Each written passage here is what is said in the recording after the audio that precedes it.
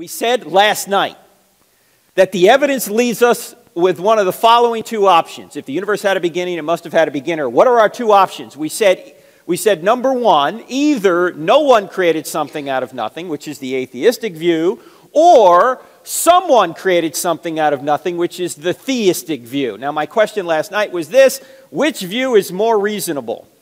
That no one created something out of nothing, or that someone created something out of nothing? It's got to be someone, right?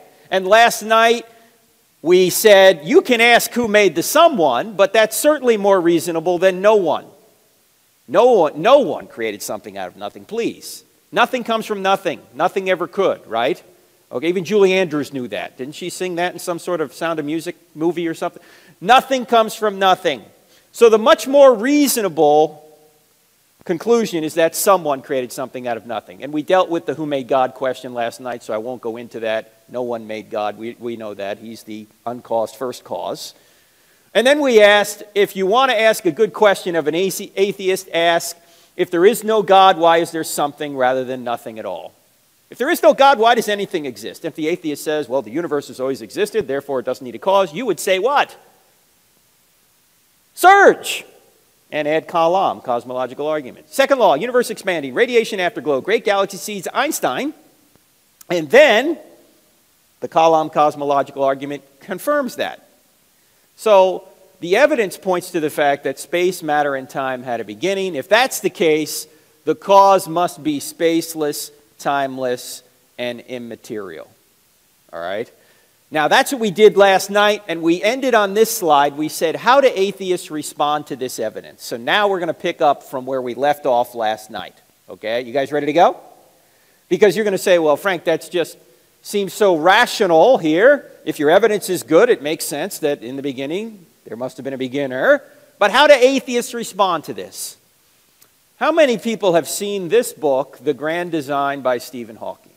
Okay, a few of us have. This book came out about 6 months or so ago, and this book got a lot of press because Stephen Hawking is a very well-respected physicist who has been around a long time, and Hawking is kind of a medical miracle. I don't know if you know much about Hawking, but about 40 or so years ago, he was diagnosed with what is called Lou Gehrig's disease, ALS.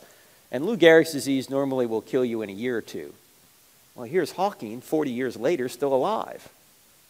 So he's sort of a medical miracle, brilliant man, and he wrote this book called The Grand Design with another author.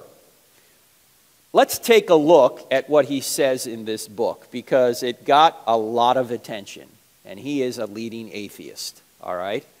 First of all, Hawking agrees that the universe had a beginning, and he cites much of the surge evidence we've already been through. He agrees with what we've been through so far.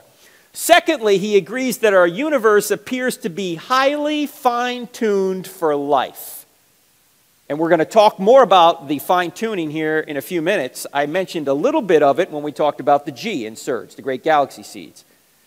But Hawking's already agreeing with that. Now let's go into the book. And by the way, last night we had a question from a young lady in the back. She was holding her little baby, you remember, on this book. So let's go through this book in a little bit more detail.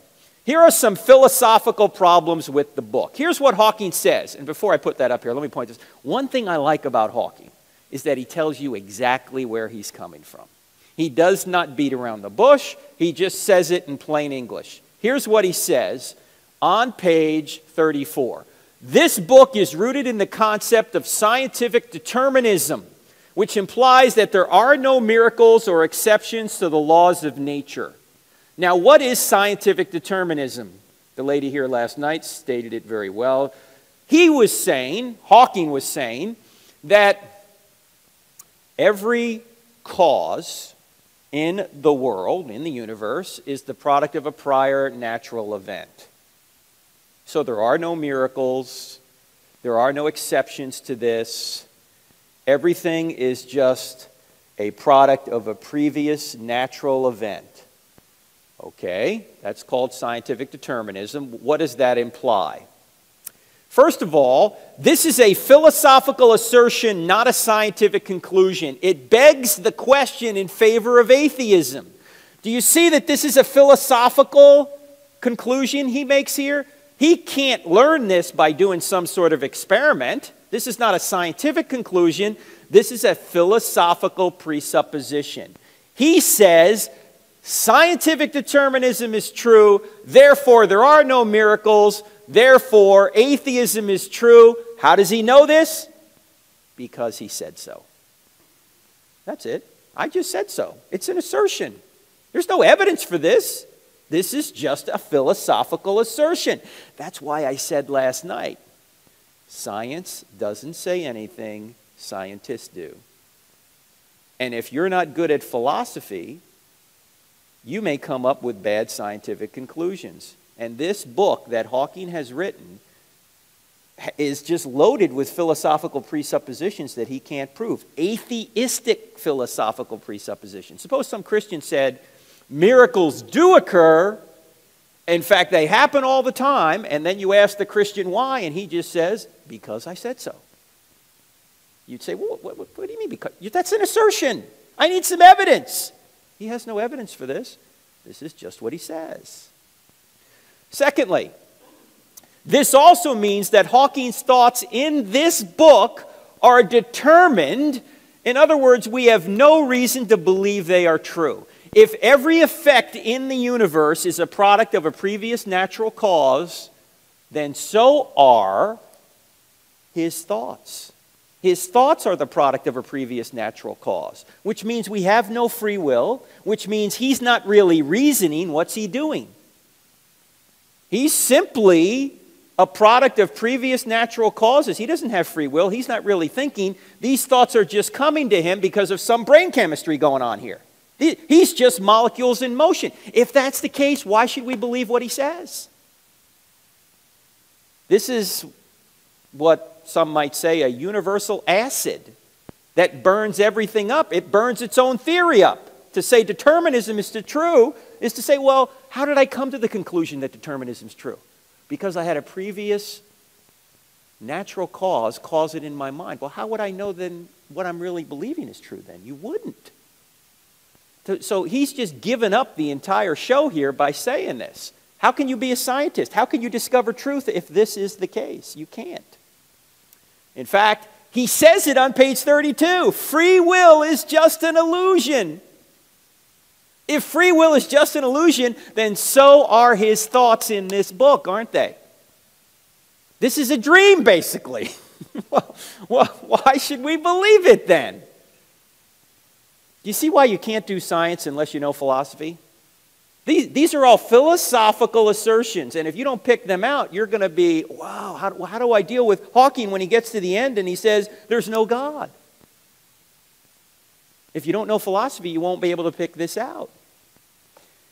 Now he says that he asks a question here, and you're not going to believe, well, maybe you will believe it from what I just said, but check out this question that Stephen Hawking, the great physicist, asked. He says, do we really have reason to believe that an objective reality exists? What do physicists do? They observe objective reality, theoretically, and they discover what happens in the physical world, the objective physical world, right? Hawking is asking the question, do we even have any reason to believe that this physical, objective reality exists? You know what he says? What do you think he says? He says no. That's right. He says no, there is no model independent concept of reality. That's what he says. Now go back to what we talked about last night, the Roadrunner tactic, applying a claim to itself. If you apply that claim to itself, what do you get? You see, this is self-defeating. Is that concept of reality objective? Is it? It defeats itself. This also makes science impossible. Because if there is no objective reality, what is the scientist trying to observe? See, science is a search for causes.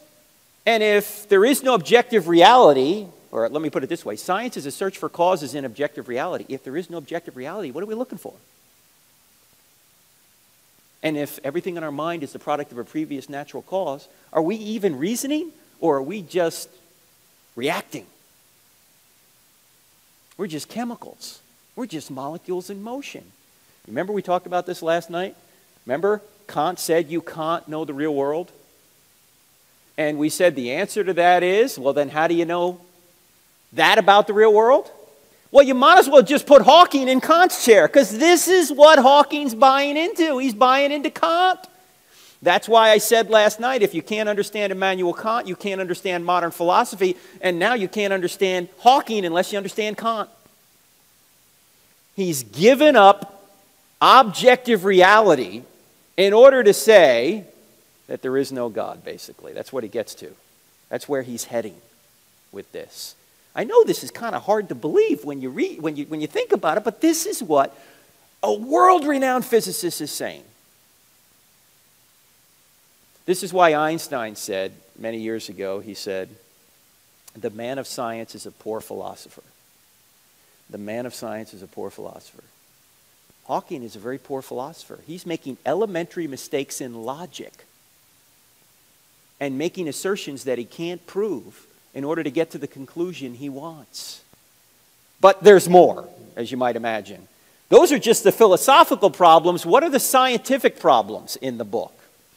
Well, let's take a look. Here's what he says on page 9. Multiple universes arise naturally from physical laws. And then he goes on to say, because there is a law like gravity, the universe can and will create itself out of nothing.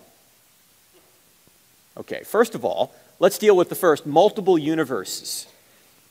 How do scientists, or atheists I should say, deal with the fact that the universe seems to be so precisely fine-tuned that there must be a designer out there? How do they deal with that from an atheistic perspective? You know what their answer is? Their answer is, we just happen to be in the universe that appears designed.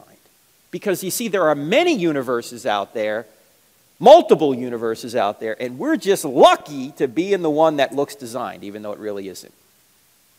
Now, is there any evidence for this? No. The only universe we know about is the one we're in, right? There's no evidence for it. This is just what is known as a metaphysical speculation about ultimate reality, which Hawking has just said doesn't exist anyway. But you see, we get into these contradictions by even trying to talk about what these people believe. But they're trying to avoid a designer. So he says multiple universes arise naturally from physical laws, and he says, you know, gravity will create us, or did create us. Now, what's the problem with this? First of all physical laws, including gravity, had a beginning and therefore need a cause. Remember, we pointed this out already. Space, matter, and time had a beginning. So there was no gravity to create anything. Gravity was created. If gravity was created, then gravity couldn't create us.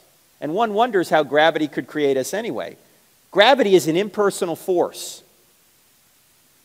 Like, for example, when I drop this remote and it goes to the floor, gravity just does that. It's not thinking, if he drops that one more time, I'm not gonna pull that to the ground, right? It's an impersonal force, does the same thing over and over again. It's not thinking, it's not making decisions.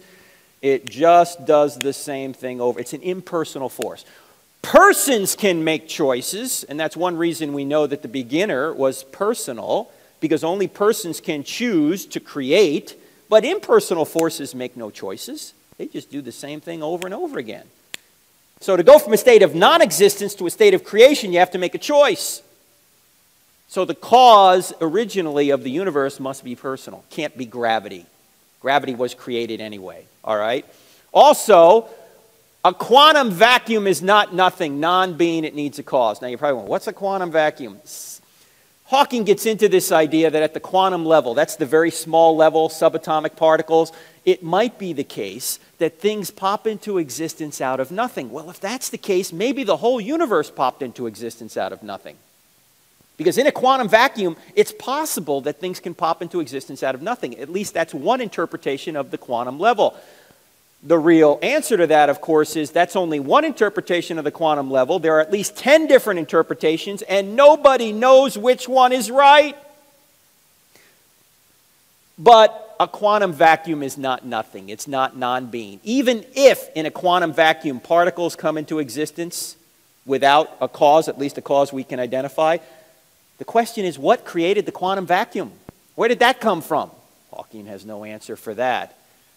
Finally, the speculative multiple universes, even if they exist, need a cause. Yesterday I gave a quote early on when we were talking about the cosmological argument. It was from a cosmologist called Alexander Vilenkin, a Russian cosmologist, and he said this, that scientists now must deal with the fact that the universe had a beginning. I'm paraphrasing, but that's the short end of his quote. And this guy, Vilenkin, is a believer in the multiverse, that there are many universes out there. But even Vilenkin admits, he said, even if there are all these other universes out there, the whole show, all the universes together need a cause. They had to have a beginning.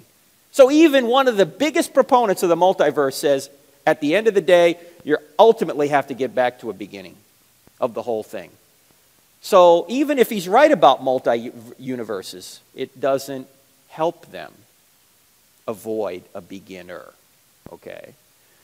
So that's Stephen Hawking. You don't need to be afraid of Stephen Hawking if you just know a little logic and a little philosophy, and some science here too, because he gets a lot of that wrong as well, unfortunately, all right?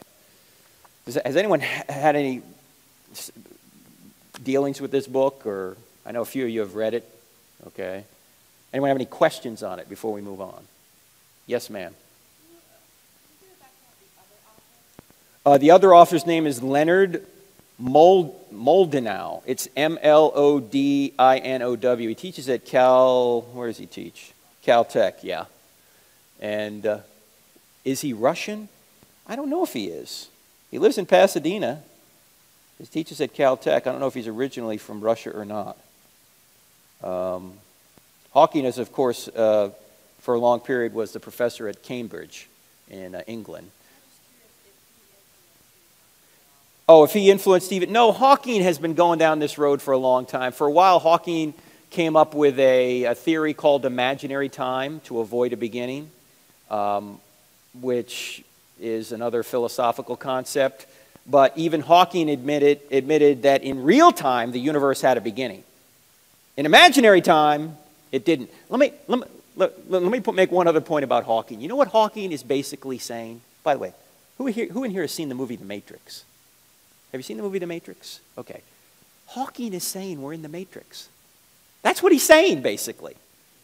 He's saying we're in the Matrix. We don't really know objective reality. It's all a dream. Let me ask you a question. If you were in the Matrix, how could you know you're in the Matrix? You got to get that red pill. You got to get to, what's his name? Leo. Who? Who's the guy you got to get to? Morpheus. You got to get to Morpheus to figure it out, right? I mean, what Hawking is saying is we're in the Matrix. Basically, you're in a dream. There is no objective reality. Let me ask you a question. How do you know that you're having a dream? You wake up. And when you wake up, you go, whew, that was just a dream, right? The only way to know you're having a dream is to wake up. The only way to know you're in the Matrix is to get out of the Matrix. Hawking has to be outside the Matrix to know we're in the Matrix. See? So philosophically, this just doesn't work. Again, he's standing outside of objective reality to say, we're all in the Matrix. Well, how come he can be outside, but we can't, right? It's like Kant saying, you know, I can see objective reality, but you can't. You can't. There is an objective reality, but you can't know it. Well, why can you know it, but we can't? See? He's outside of his own theory. He's granting himself an exception to his own theory. Okay, that's the grand design by Stephen Hawking. You don't need to be afraid of it.